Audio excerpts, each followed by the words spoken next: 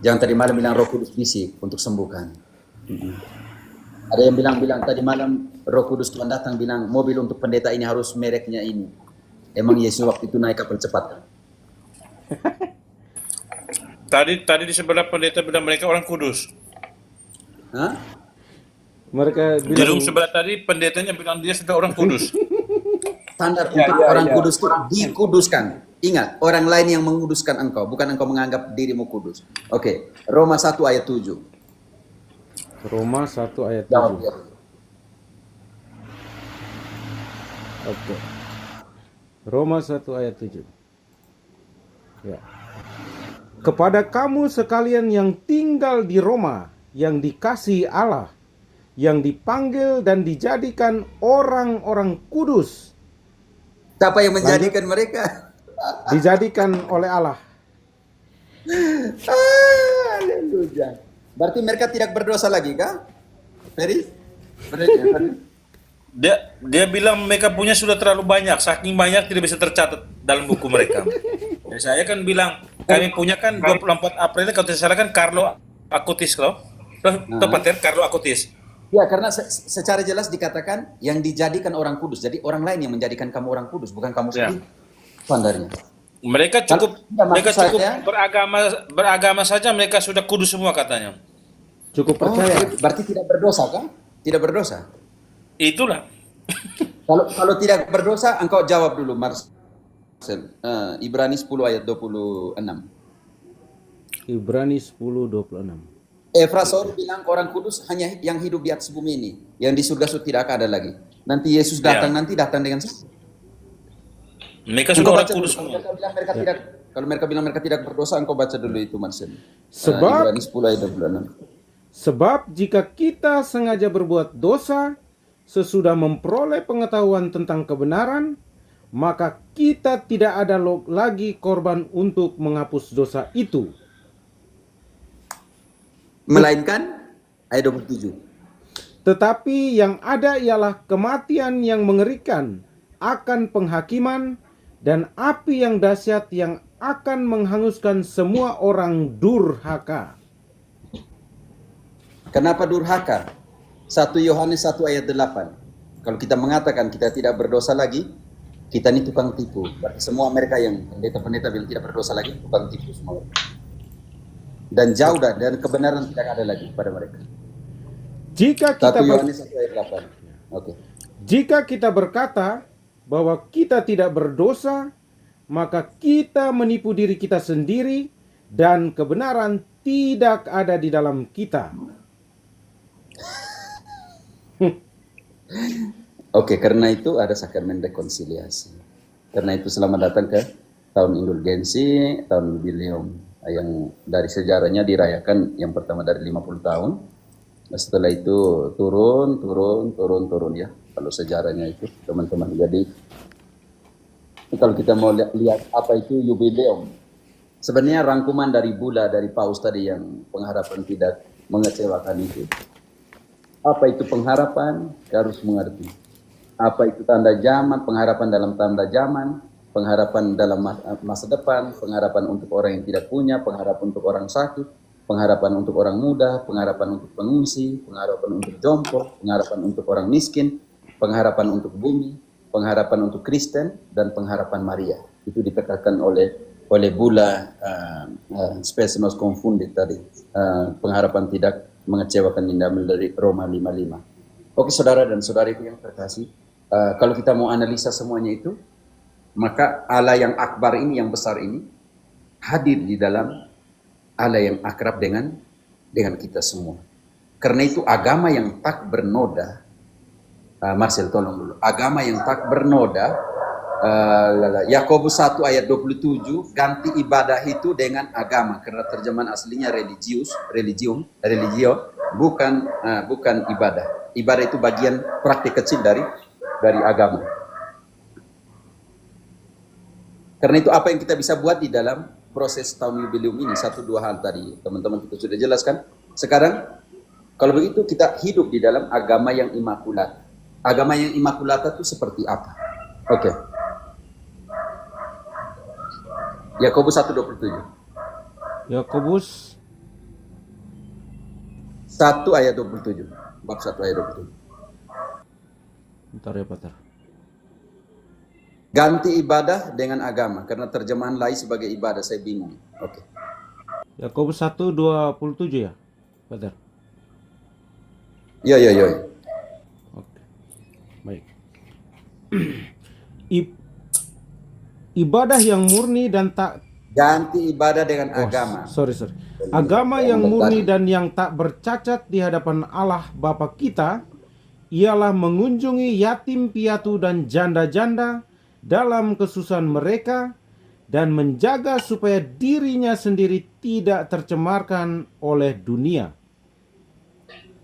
Oke, dalam skema tahun jubileum ini, tahun pembebasan ini, saudara-saudariku yang terkasih, bagaimana orang Yahudi membebaskan tanahnya dari, contohnya setiap tahun 50, tahun ke-7 mereka tidak bisa mengerjakan tanah. Harus panen dari apa yang tanah itu tumbuhkan sendiri. Namanya sabat untuk tanah. Dan Yesus di dalam Lukas 4 ayat 18 diambil dari Yesaya 61 ayat 1-2. Selamat datang di tahun jubileum. Dan pada saat Yesus memulai karya pewartaannya, pada saat itu orang Israel merayakan tahun jubileum. Makanya Yesus ambil dalam Lukas 4, engkau baca dulu Lukas 4, 18, 19, yang diambil dari Yesaya 61 ayat 1-2. Lukas 4, 18, 19 ya, Pater. Roh Tuhan ada padaku, oleh sebab Ia telah mengurapi aku untuk menyampaikan kabar baik kepada orang-orang miskin, dan Ia telah mengutus aku untuk memberitakan pembebasan kepada orang-orang tawanan dan penglihatan bagi orang-orang buta, untuk membebaskan orang-orang yang tertindas, untuk memberitakan tahun rahmat Tuhan telah datang. Pada saat Yesus memulai karya pewartaannya, orang Israel sedang merayakan pada saat itu tahun jubileum. Dan itu diambil dari Yesaya 61 ayat 1-2. Ingat, subjek siapa yang jadi tujuan dari jubileum itu? Orang-orang miskin, orang-orang kecil, pembebasan dari hutang, pembebasan tanah juga dibebaskan dari kerja. Tanah itu harus tenang dulu biar kita mematik dari apa yang tanah sendiri tumbuh pada tahun itu. Oke. Diambil dari Yesaya 61 ayat 1-2. Yesaya 61:1. Roh Tuhan Allah ada padaku, oleh karena Tuhan telah mengurapi aku. Ia telah mengutus aku untuk menyampaikan kabar baik kepada orang-orang sengsara dan merawat orang-orang yang remuk hati, untuk memberitakan pembebasan kepada orang-orang tawanan dan kepada orang-orang yang terkurung kelepasan dari penjara, untuk memberitakan tahun rahmat Tuhan, hari pembalasan Allah kita, untuk menghibur semua orang berkabung. Oke, artinya Yesus memenuhi nubuatnya siapa di sini? Nabi Yesaya. Yesaya. Jadi Yesaya adalah nubuat sebelum kedatangan, 500 tahun sebelum kedatangan Mesias. Ini penting saudara-saudariku yang terkasih. Tetapi kita harus mengerti apa itu jubileum. Bagaimana dalam proses sejarah gereja. Semoga dalam 15 menit ini atau 10 menit selesai ya, supaya teman-teman bisa terbuka sedikit apa itu jubileum, apa yang harus dibuat selama jubileum. Oke, pendasaran biblis ada ya, makanya itu semacam tahun indulgensi ya, pembebasan. Karena itu Martin Luther dia bilang, barang siapa yang menentang indulgensi, anatema, terkutuklah dia. Karena memang biblis indulgensi itu. Saudara dan saudariku yang terkasih, Imamat 25 dari ayat 8, kalau kita mau lihat apa itu pengertian dari jubileum itu. Jadi pembebasan, merayakan sukacita karena pembebasan dari semuanya. Itu yang di penjara, yang punya utang, yang mempekerjakan tanah harus dibebaskan, hamba harus dipulangkan, dan semuanya itu. Okay. Imamat 25 berapa, Pak? Ayat 8 dari 8. Selanjutnya engkau harus menghitung 7 tahun sabat, yakni 7 kali 7 tahun, sehingga masa 7 tahun sabat itu sama dengan 49 tahun. Lalu engkau harus memperdengarkan bunyi sangkakala di mana-mana dalam bulan yang ke-7, pada tanggal 10 bulan itu, pada hari raya pendamaian, kamu harus memperdengarkan bunyi sangkakala itu di mana-mana di seluruh negerimu. Lanjut. Kamu harus menguduskan tahun yang ke-50 dan memaklumkan kebebasan di negeri itu bagi segenap penduduknya. Itu harus menjadi tahun Yobel bagimu, dan kamu harus masing-masing pulang ke tanah miliknya dan kepada kaumnya. Tahun yang ke-50 itu harus menjadi tahun Yobel bagimu. Jangan kamu menabur, dan apa yang tumbuh sendiri dalam tahun itu jangan kamu tuai, dan pokok anggur yang tidak dirantingi jangan kamu petik buahnya. Lanjut, Pater. Bayangkan. Sampai 13. Karena tahun itu adalah tahun Yobel, haruslah itu kudus bagimu. Hasil tahun itu yang hendak kamu makan harus diambil dari ladang. Dalam tahun Yobel itu, kamu harus masing-masing pulang ke tanah miliknya. Oke, tahun pembebasan ya teman-teman, saudara dan saudaraku yang terkasih. 7 kali 7, 49, maka setiap mereka merayakan 50 tahun. Tahun ke-50. Oke, gereja sebagai kepenuhan dari kerajaan Allah yang baru itu, maka dalam sejarah gereja dirayakan tahun 50-50, tapi pada tahun 1300 Paus Bonifacius merayakan menggantikannya sebagai 100 tahun, tiap 100 tahun. Lalu 1343 Paus Clement VI mengubahnya kembali ke 50 tahun. Dan tahun 1970 Paus Paulus kedua bukan Yohanes, merayakannya setiap tiap 25 tahun sampai sekarang yang kita rayakan. Tujuan, saudara-saudariku yang terkasih, tujuan mendasar sangat penting. Tadi tujuan mendasar adalah untuk mendistribusikan, saya baca sedikit panjangnya, secara berlimpah di antara anak-anak gereja rahmat Kristus bagi kita, dan untuk menyadarkan umat beriman betapa besarnya kebutuhan kita akan belas kasih Allah. Pada saat yang sama, Yubileum mengajak kita untuk berbelas kasih kepada orang lain, seperti halnya Allah terhadap kita. Pada saat yang sama, kita menerima pengampunan dari Tuhan, kita juga harus bersedia memberikan pengampunan kepada saudara-saudara kita. Merayakan tahun Yubileum ibarat membuka pintu surga agar berkah bisa turun ke atas kepada semua orang yang memintanya. Gereja percaya pada perintah Tuhan, aku memberi kunci kerajaan surga. Gereja percaya pada perintah ini, aku memberi kerajaan surga padamu. Apa yang kamu lepas akan terlepas. Atau di dalam Matius 18:18, Marcel. Siap. Aku berkata kepadamu, sesungguhnya apa yang kamu ikat di dunia ini akan terikat di surga, dan apa yang kamu lepaskan di dunia ini akan terlepas di surga. Tahun pembebasan. Ini penting sekali. Saudara-saudariku yang terkasih, tanda-tanda Yubileum yang pertama ziarah ya. Dari Per Ajar ya teman-teman lintas batas. Bunda, kenapa banyak berziarah ke Gua Maria? Biblis, karena Maria setelah menerima kabar gembira, dia pergi ziarah. Lukas 1 ayat 39. Maria pergi ke pegunungan untuk mengunjungi siapa di sana. Pergi berajar artinya ziarah, artinya melintas batas. Pergi untuk memberikan kabar gembira kepada keluarga di sana, tapi pergi juga untuk berada bersama 3 bulan dengan Elizabeth, dan juga pergi membantu mereka yang lemah. Ingat itu saudara dan saudariku yang terkasih, arti dari ziarah.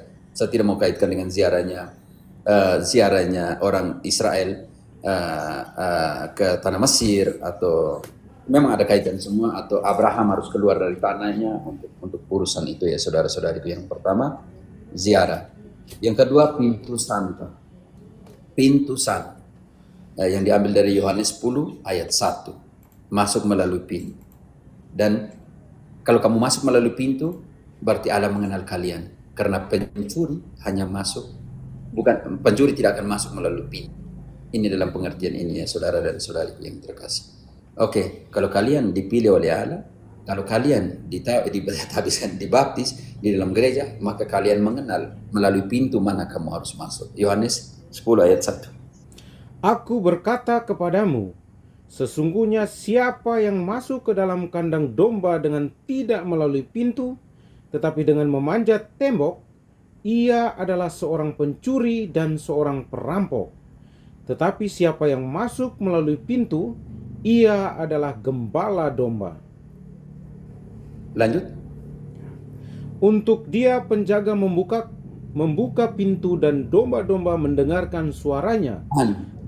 Tahan. Untuk dia siapa membukakan pintu? Penjaga. Dan untuk bukakan pintu, penjaga harus butuh apa? Kunci. Matius 16:19. Matius 16:19.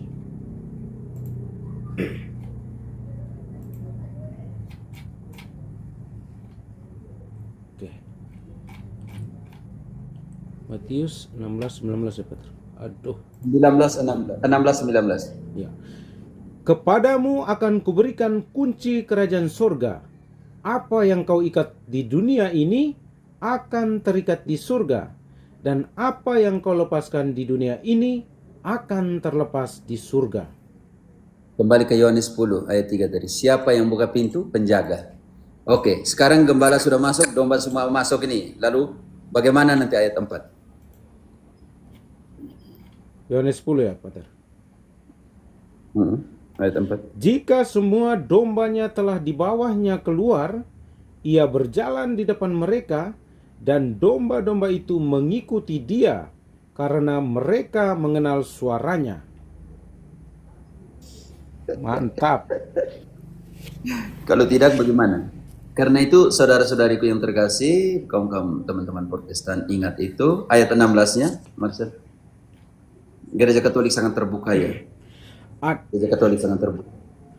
Ada lagi padaku domba-domba lain yang bukan dari kandang ini. Domba-domba itu harus kutuntun juga, dan mereka akan mendengarkan suaraku, dan mereka akan menjadi satu kawanan dengan satu gembala. Berapa gembala? Satu gembala, Pater. 21, Yohanes 21 ayat 15. Siapa yang menjadi gembala di situ?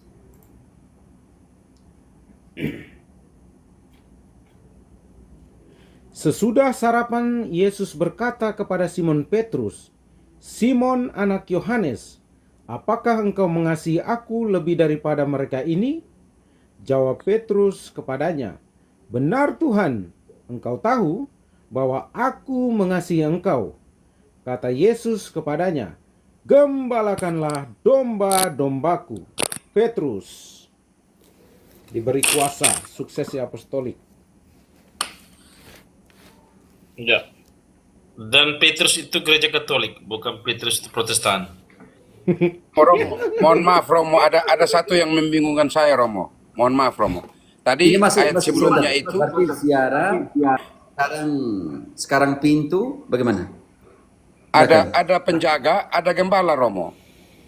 Ada penjaga, ada gembala. Gembala datang, penjaga membukakan pintu. Itu maksudnya bagaimana Romo? Silakan. Tadi sudah jelaskan, penjaga dia harus buka pintu, dia harus pertama ada punya kunci. Yang punya kunci Petrus. Siapa yang diberikan kunci? Petrus. Yesus.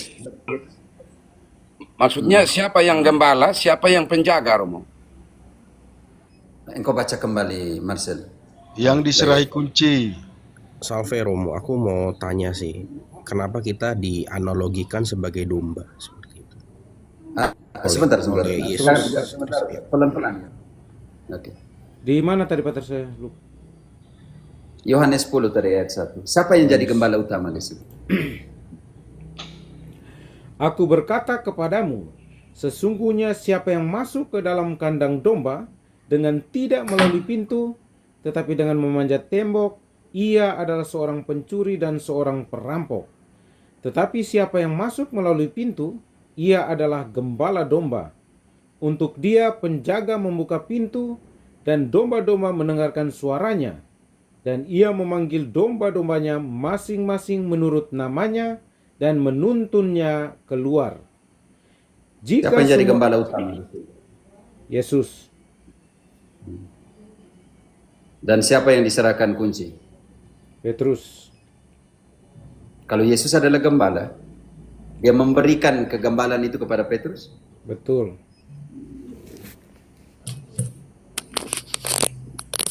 Untuk melanjutkan kegembalaan itu atau tidak? Suksesi apostolik tadi. Ya. Kalau tidak ada bagaimana? Kalau tidak ada itu tadi. Kocar kacir. Ya, Terpecah-pecah. kalau tidak ada maka tidak jelas semua. Mereka jadi orang kudus sendiri-sendiri. Oke. Gembala utama itu penting Petrus sendiri dia katakan begitu. Engkau bandingkan dulu untuk memberi jawaban kepada Yohanes 1:10 ini. 1 Petrus 4, 1 Petrus 5 kalau tidak salah. Oke, 1 Petrus 5 ayat 4 terbalik. Oke. Siapa yang menjadi gembala utama? Maka kamu, apabila Gembala Agung datang, kamu akan menerima mahkota kemuliaan yang tidak dapat layu. Lanjut. Nah. Demikian jugalah kamu, hai orang-orang muda, tunduklah kepada orang-orang yang tua, dan kamu semua rendahkanlah dirimu. Orang 1 Petrus yang sama 5 ayat 1. Yesus gembala utama. Oke? Tetapi diberikan juga kepada para rasul sebagai gembala. Dan Petrus dipilih untuk mengembalakan. Makanya namanya primus inter pares. Dan Petrus yang dipercayakan ini sebagai primus inter pares, dia katakan juga kepada para gembala yang lain. Oke, 1 Petrus 5 ayat 1. Aku menasihatkan para penatua di antara kamu. Aku sebagai Uskup. teman. Ganti penatua dengan uskup. Iya, iya. Penilih. Aku menasihatkan para uskup di antara kamu. Aku sebagai teman uskup dan saksi penderitaan Kristus, yang juga akan mendapat bagian dalam kemuliaan yang akan dinyatakan kelak. Gembalakanlah kawanan domba Allah yang ada padamu, jangan dengan terpaksa, tetapi dengan sukarela sesuai dengan kehendak Allah, dan jangan karena mau mencari keuntungan, tetapi dengan pengabdian diri. Boy, engkau tidak mengerti di mana? Suksesi apostolik. Boy, engkau tidak Kurang paham Romo soal ada gembala, ada penjaga. Pikiran saya, menurut saya tadi gembala itu Petrus, penjaga itu gembala itu para rasul, penjaga itu Petrus. Padahal salah saya. Harusnya penjaga itu Kristus, Gembala utama. penjaga itu Kristus, gembala utamanya Petrus. Sementara penjaga itu Kristus sendiri. Boy, Sastra. Sastra. Penjaga pintunya Petrus. Penjaga Kristus bagaimana? Dikasih Penjagaan itu Petrus, gembala utamanya itu Yesus. Tapi Betul. tugas kegembalaan itu kemudian diserahkan juga oleh Yesus kepada Petrus. Petrus. Lalu dari Petrus dilanjutkan kepada uskup-uskup di bawahnya. Itu yang disebut dengan suksesi apostolik. Saya Makanya paham, tadi dalam saya 1 paham itu Petrus abang. kita- Saya paham. Maksud saya dalam konteks ayat tadi, gembala itu datang, Penjaganya kan penjaga Petrus. membukakan pintu. Ya, jadi Sap. ya, Siapa yang diberikan kunci? Jadi yang pegang penjaga itu yang pegang kunci. ya, Maka ya, saya- ya. Siapa yang pegang kunci? Setuju Setelah Romo saya. Setelah pegang kunci, kemudian juga diberi tugas lagi untuk mengembalakan. Jadi Setuju. tugas itu Saya semuanya. paham itu. Ya, Jangan sampai ke situ. Kembali ke tadi saja ya. Kasih kunci untuk buka tutup, juga kasih tugas untuk menggembalakan. Dua tugas sekaligus. Saya paham. Terima kasih. Tapi memang Paham. itu, Romo, Pater, itu yang kemudian tadi dipertanyakan. Mereka sedikit bernarasi yang agak ngambang supaya bingung kami awam bahwa siapa bilang Katolik itu adalah gereja satu-satunya. Di mana tunjukkan ayatnya bahwa Katolik sebagai gereja satu-satunya, gereja awal satu-satunya itu. Sudah selesai tadi. Iya, itu sudah selesai. Jadi mengapa Katolik disebut sebagai gereja yang satu-satunya atau gereja yang dibangun Kristus? Karena itu tadi gembala utama yang adalah Yesus tadi kasih kunci kepada Petrus untuk buka tutup pintu surga, dan juga tugas yang lain adalah mengembalakan. Nah, gembala itu di sini sebagai uskup, dia kasih tugas lagi ke bawah. Itu yang kita sebut sebagai apostolik. Dan suksesi apostolik itu hanya ada di gereja Katolik, tidak ada di yang lain-lain itu. Oke, kenapa Petrus? Itu penting sekali posisinya Petrus di dalam fase kedua gereja, namanya gereja fase Palestina, Yerusalem sebagai pusat. Begini, ketika Marcel engkau baca dulu, Kisah 15 ayat 7. Apakah di situ ada rasul yang lain yang protes?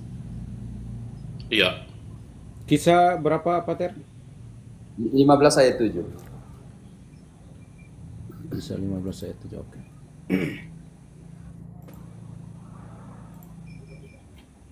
Kisah 15 ayat 7. Sesudah beberapa waktu lamanya berlangsung pertukaran pikiran mengenai soal itu, berdirilah Petrus dan berkata kepada mereka, "Hai saudara-saudara, kamu tahu bahwa telah sejak semula Allah memilih aku dari antara kamu, supaya dengan perantaran mulutku bangsa-bangsa lain mendengarkan berita Injil dan menjadi percaya." Yakobus Allah. protes, Yohanes protes, Andreas Tidak ada protes. Tidak ada protes.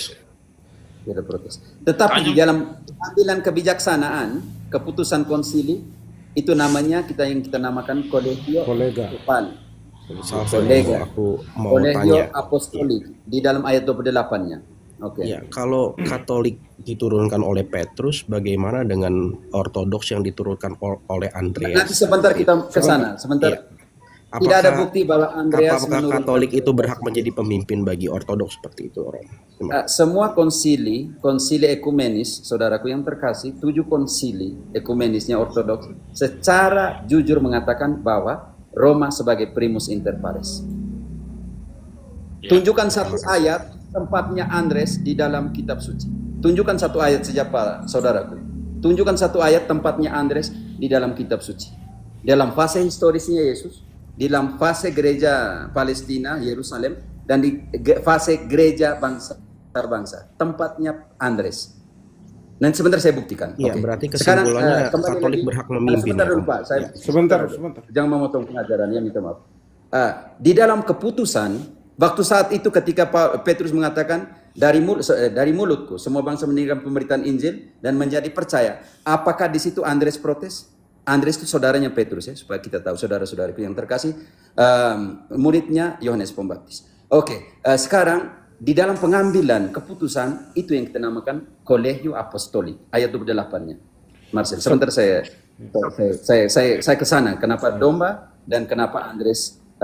Apakah Anda tahu sejarah bahwa Andres bukan di Konstantin? Andres tidak pernah ada di Konstantin. Dan engkau bisa cek kuburnya Andres sekarang siapa yang jaga. Oke, saudaraku. Oke, Marcel.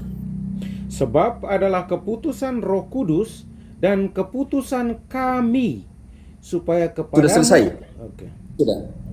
Di dalam sebuah keputusan konsili, maka primus inter pares, pertama dari semua yang sama yang mengambil keputusan.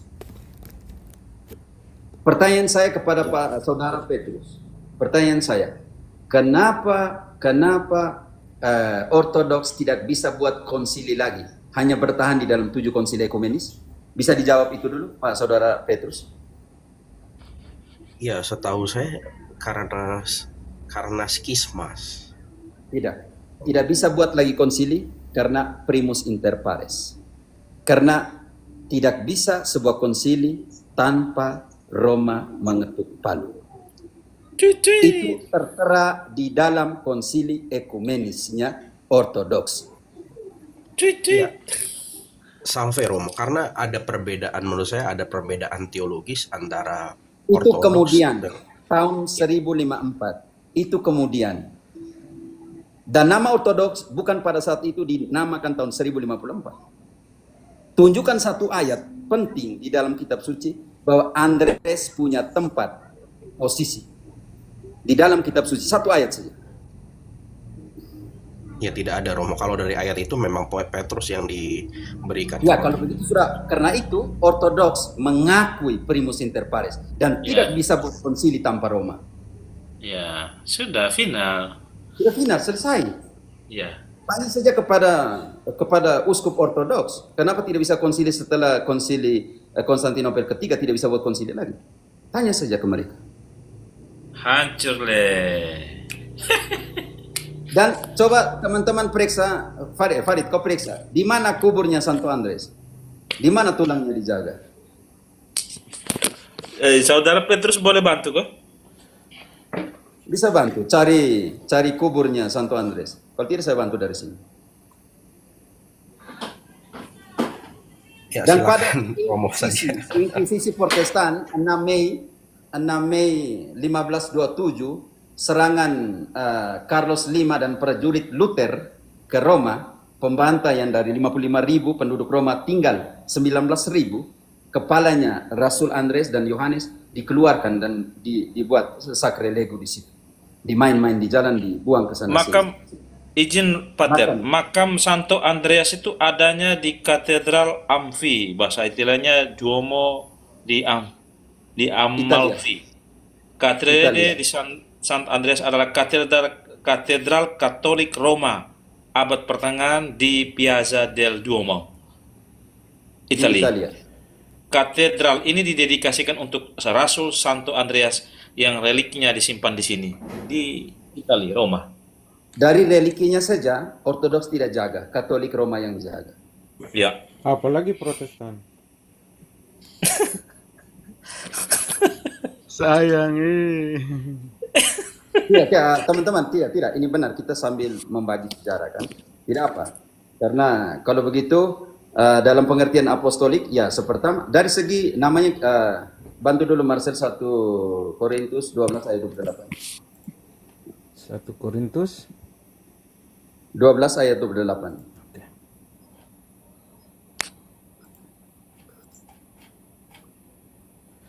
Dan Allah telah menetapkan beberapa orang dalam jemaat. Pertama sebagai rasul, kedua sebagai nabi, ketiga sebagai pengajar.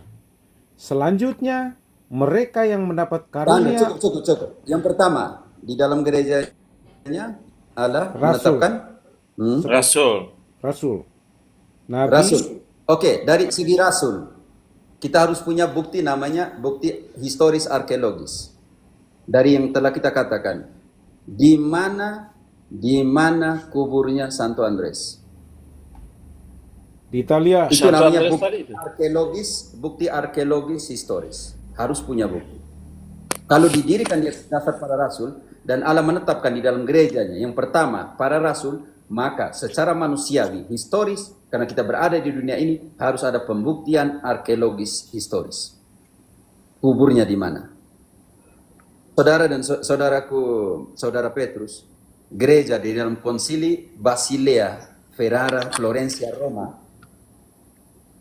di dalam abad ke-15 berjuang untuk kembali menyatukan di dalam konsili itu antara gereja Oriente dan Oksidente, Roma, Katolik Roma, Ritus Roma dan Ritus Ortodoks menolak. Engkau tahu sejarah itu? Iya. Engkau tahu sejarah itu? Di mana berjuang? Kenapa? Karena urusan politik.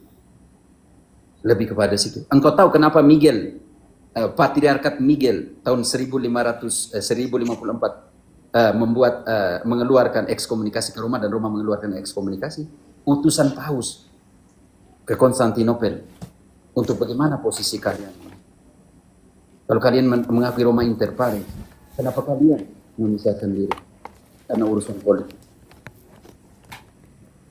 Karena ada hubungan di sana dengan politik pada saat itu,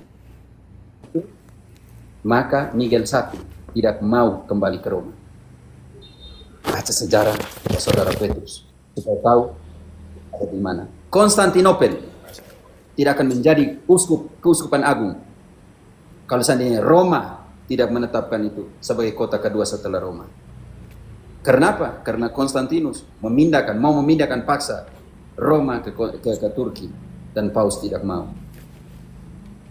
Tidak bisa menyangkali sejarah perjuangan gereja Roma yang imannya sudah tersebar di seluruh dunia. Roma 1 ayat 8. Marcel silakan. Iman dari Roma atau iman dari Konstantinopel yang sudah tersebar di seluruh dunia? Dari Roma.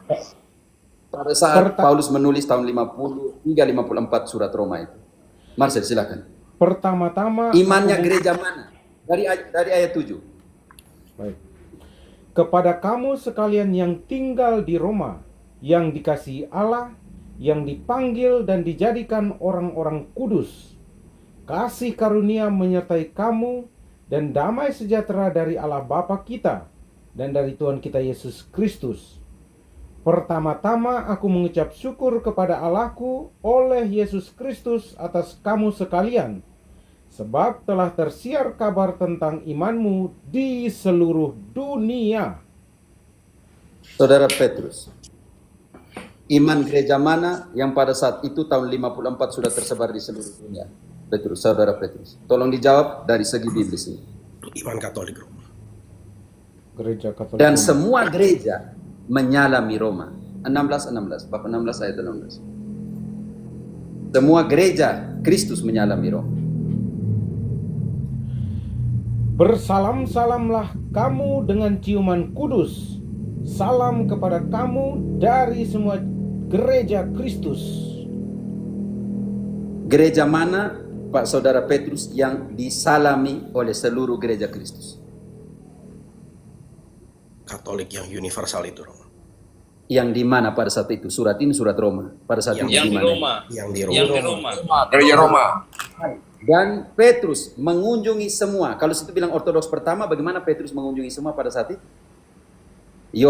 Kisah 9 ayat 32.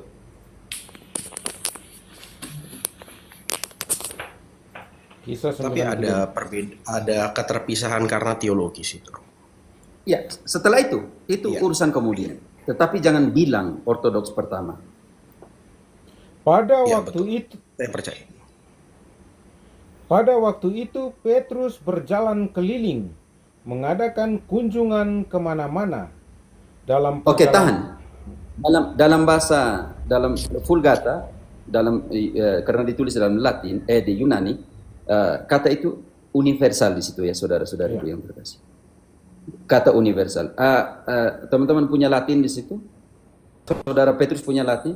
Di situ dikatakan Petrus mengunjung ke seluruh, ke universal. Ya. Bagaimana kalau saat itu ortodoks dan Petrus mengunjungi ke semua?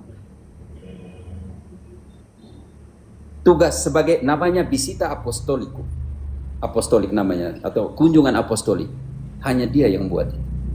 Petrus pada saat itu berkunjung kemana-mana, diterjemahkan oleh lain. Tetapi terjemahan asli, Petrus pada saat itu mengunjungi semua. Saya lihat di Strong ya, sebentar supaya saudaraku Petrus tahu bahwa sangat jelas bahwa hanya satu gereja ya. Kenapa ada dua tidak konsili untuk kembalikan? Kita kembali lagi. Santo Yohanes Paulus kedua berjuang supaya ortodoks mati-matian tidak mau. Roma dalam pengertian ini berjuang supaya menggenapi apa yang dikatakan oleh Yesus dalam Yohanes 17 ayat 21. Tolong bantu dulu. Supaya saya lihat dalam kisah ini dia pakai kata apa. Oke. Yohanes 17:21. Supaya mereka semua menjadi satu, sama seperti Engkau ya Bapa, di dalam aku dan aku di dalam Engkau, agar mereka juga di dalam kita, supaya dunia percaya bahwa Engkaulah yang telah mengutus aku. Saudara Petrus, saya pakai sebentar ya. Saya hilangkan layar juga supaya nanti. Bagaimana hilangkan efek?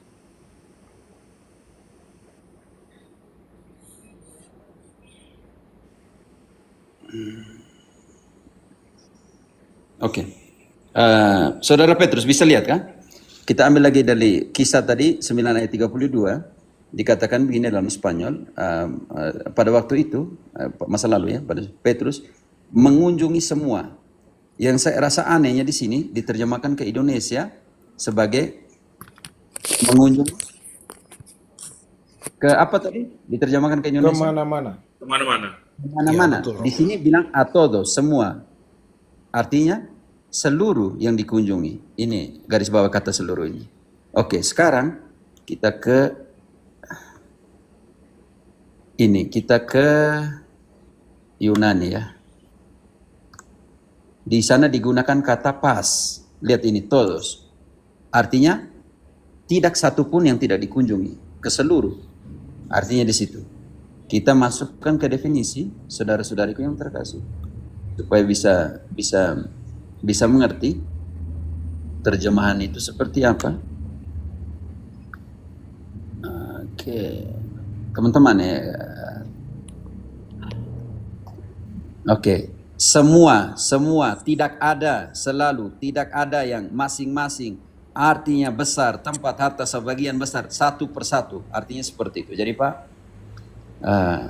itu yang namanya tugas Santo Petrus sebagai primus inter pares, sebagai paus. Dia harus mengembalakan dan dia harus mengunjung semua. Jadi Ya, betul, Romo. Memang saya percaya bahwa Katolik itu memang diturunkan oleh Petrus dan Katolik berhak memimpin. Tetapi maksud saya perbedaan teologis antara, saya mau bertanya bahwa anggapan Ortodoks bahwa di Alkitab para rasul tidak pernah mengajarkan filioque seperti itu. Nah, mungkin Romo bisa, oke. ya, Sekarang- mungkin Romo bisa kasih ayatnya supaya saya tidak gunda-gulana ini, Romo. Makasih. Santai saja. Menurut pada saat konsili Konstantinopel pertama ya, fokus gereja pada saat itu di konsili gereja universal pada saat itu sebelum skisma 1954 mempertahankan kealahan dan kemanusiaannya Yesus. Benar-benar Allah dan benar-benar manusia. Jadi konsili tidak fokus di Roh Kudus. Bisa mengerti, Pak saudaraku? Tidak fokus. Jadi pada saat itu Allah yang bagi teologi Ortodoks, Roh Kudus itu diutus atau diberikan oleh Bapa. Yesus dan Roh Kudus dikirim oleh Bapa. Bisa mengerti? Betul. Oke. Tetapi ingat bahwa Yesus sendiri dia mengatakan dia mengirim Roh Kudus. Yohanes ini nih, untuk pengakuan dosa. Yohanes 20, 21, 23. Ini ayat salah satu ayat ya, oke.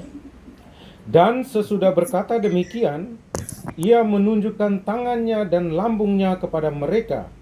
Murid-murid itu bersukacita ketika mereka melihat Tuhan. Maka kata Yesus sekali lagi, damai sejahtera bagi kamu. Sama seperti Bapa mengutus aku, demikian juga. Oke, sekarang saudaraku, Sorry, Mbak. kata kunci. Sama seperti Bapa mengutus saya mengutus aku. dan sekarang saya yang mengutus atau tidak.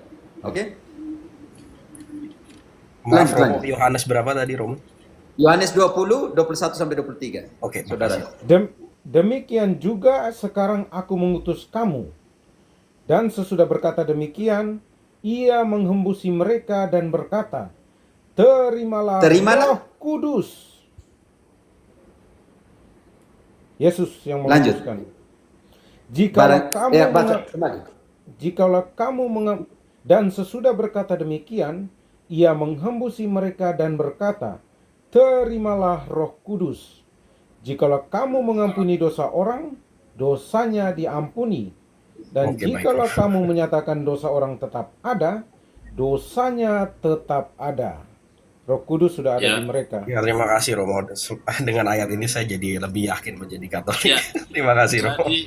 Jadi jangan kualat dengan suksesi apostolik.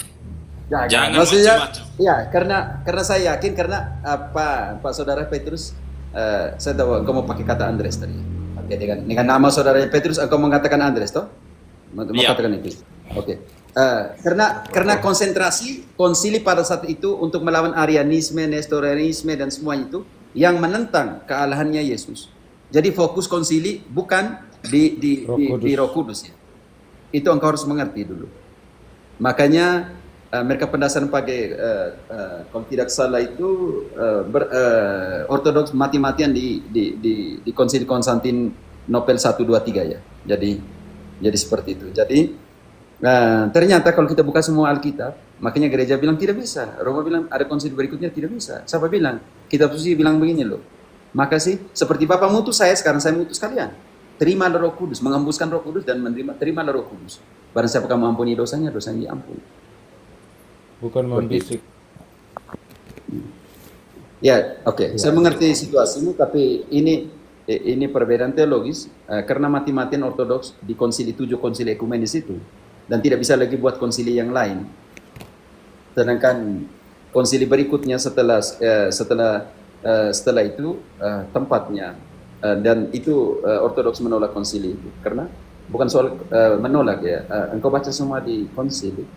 Kalau kita mau analisa semua konsili dan ortodoks tidak bisa buat konsili tanpa Roma, primus inter pares. Kalau kita mau lihat semua di salah satu kalau tidak salah di Efesus ya, tidak bisa membuat sebuah konsili. Gereja tidak bisa membuat sebuah keputusan tanpa primus inter pares. Karena Yesus sudah memberi itu. Engkau baca dulu Marcel Lukas 22, 31, 32. Lukas siapa tuh? Kalau Yesus sendiri yang suruh, saya mau bilang apa, Saudara Petrus? Saya mau bilang apa kalau Yesus sendiri yang suruh? Lukas berapa, Pater? Lukas 22 ayat 31 32. Oke. Simon, Simon, lihat, iblis telah menuntut untuk menampi kamu seperti gandum. Tetapi aku telah berdoa untuk engkau supaya imanmu jangan gugur. Dan engkau, jikalau engkau sudah insaf, kuatkanlah saudara-saudaramu.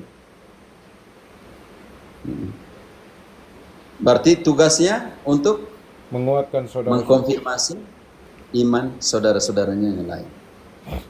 Kalau seandainya ortodoks memahami ayat ini, mereka tidak bisa memisahkan dari saudaranya yang harus mengkonfirmasi imannya. Saya ambil contoh sebentar, saudaraku, tentang sebuah konsili. Konsili di timur ya. Konsili di timur. Sebentar.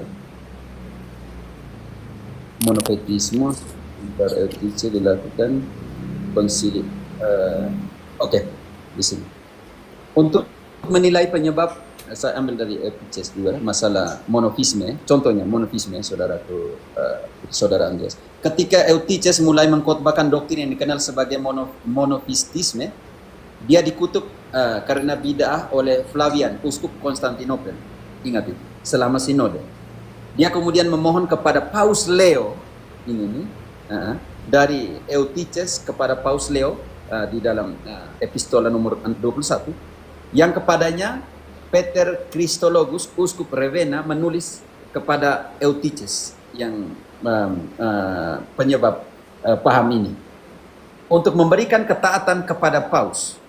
Ini loh uskup Konstantinopel. Dia bilang, kami menasihati Anda, saudara yang terhormat, agar Anda dengan patuh mendengarkan bahwa itu telah ditulis oleh Paus kota Roma yang diberkati dari Petrus, yang diberkati, yang tinggal dan memimpin di kursinya sendiri.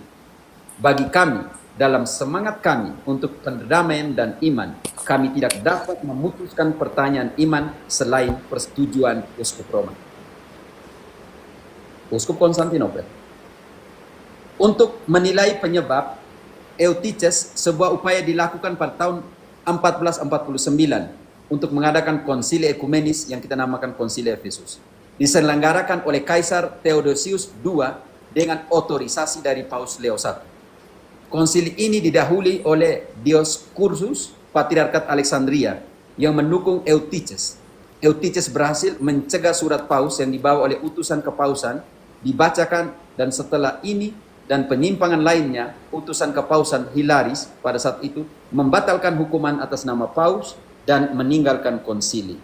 Kemudian di konsili Chalcedon, Dioscorus dituduh telah mengadakan konsili ekumenis tanpa tahta apostolik Roma yang tidak pernah diizinkan, yang mengacu pada kelanjutan konsili setelah kepergian utusan kepausan. Paus Leo juga menerima banding Theodoret dan Flavian dan telah menulis kepada kaisar dan permaisuri bahwa semua tindakan konsili batal demi hukum. Dia mengucilkan semua yang telah mengambil bagian di dalam konsili dan membebaskan mereka yang dihukum, kecuali Domus dari Antioquia. Dan dengan demikian, konsili ekumenis dibatalkan oleh Paus. Dan demikian dikenal konsili yang dibatalkan oleh Paus, yang di gereja ortodoks yang sekarang yang kalian bilang tadi, yang dikenal sebagai konsili Lakseni, di mana Paus Leo I membatalkan konsili. Sebab kalau kita mau lihat semua konsili tanpa Roma tidak bisa diselenggarakan. Batal. Saudara Petrus bisa mengerti kenapa ortodoks tidak bisa buat konsili selain 3 konsili yang diterima? Iya, saya setuju. Betul. Baca kembali sejarah, baik-baik. Oke. Atau konsili Chalcedon, lebih bagus lagi. Pada konsili Chalcedon, di mana melalui persetujuan kanon 28, sebuah upaya dilakukan untuk memberikan Konstantinopel tempat kedua setelah Roma. Persetujuan kepausan diminta untuk kanon ini, dan patriarkat sendiri menulis kepadanya, mengakui bahwa persetujuan tindakan tersebut tergantung pada sanksi mereka dari Roma. Konsili penuh juga mengakui Paus sebagai penulis Petrus dan kepala gereja Katolik. Konsili Chalcedon di dalam poin kanon ke-28. Patriarkat sendiri menulis itu. Konsili secara penuh mengakui Paus sebagai penulis Petrus dan kepala gereja Katolik. Jadi jika semua banding diajukan ke Roma, apakah tidak menyiratkan pengakuan yurisdiksi itu kepada Roma sebagai primus inter pares? Pengganti Jelas. Petrus yang harus meneguhkan iman? Yang diberikan kunci untuk menyelesaikan persoalan? Apakah Protestan tahu itu? Atau hanya sekedar penistaan tanpa pengetahuan dan bukti? Penistaan tanpa pengetahuan dan bukti. Itu yang paling benar belakang. Yang penting teriak protes. Oke, Saudara Petrus, saya pikir ini juga penting bagi kamu, penting bagi seluruh kita dalam proses Betul. pembelajaran sejarah. Oke, Saudara. Jangan marah-marah, Kak, Saudara. Marah-marah tadi. Santai, Dan santai. kenapa engkau pertanyaan kenapa sebagai domba ya? Itu penting sekali, bantu dulu. Karena gereja itu adalah kawanan domba. Banyak gambaran tentang gereja ya, tapi hanya satu dalam pengertian ini. Pertanyaan pertama tadi kenapa disebut domba kan? Saya masih ingat kalau tidak salah ya. Iya, betul. Oke. Yohanes 10 ayat 11 sampai 15 kira-kira bisa menjawab itu. Dan kawanan ini hanya satu ya. Yohanes 10, Ayat 11 sampai 15. akulah gembala yang baik. Gembala yang baik memberikan nyawanya bagi domba-dombanya. Sedangkan seorang upahan yang bukan gembala dan yang bukan pemilik domba-domba itu sendiri, ketika melihat serigala datang, meninggalkan domba-domba itu lalu lari, sehingga serigala itu menerkam dan mencerai-beraikan domba-domba itu. Ia lari karena ia seorang upahan dan tidak memperhatikan domba-domba itu. Akulah gembala yang baik, dan aku mengenal domba-dombaku, dan domba-dombaku mengenal aku. Sama seperti Bapa mengenal aku, dan aku mengenal Bapa, dan aku memberikan nyawaku bagi domba-dombaku. Oke, Saudara Petrus, saya ini gambaran gereja sebagai kawanan domba. Oke, yang kedua saya mau bertanya juga kepada engkau, saudaranya Berarti Petrus. kita hanya menerima keselamatan dari gembala kita itu. Satu saja. Ingat ayat 16-nya. Ayat 16 lanjut dulu ayat 16. Ada lagi padaku domba-domba lain yang bukan dari kandang ini. Domba-domba itu harus kutuntun juga, dan mereka akan mendengarkan suaraku, dan mereka akan menjadi satu kawanan dengan satu gembala. Hanya satu gembala. Saudara Petrus, pertanyaan saya, bagaimana keadaan sekarang Patriarkat Moskow dan Patriarkat Ukraina karena perang?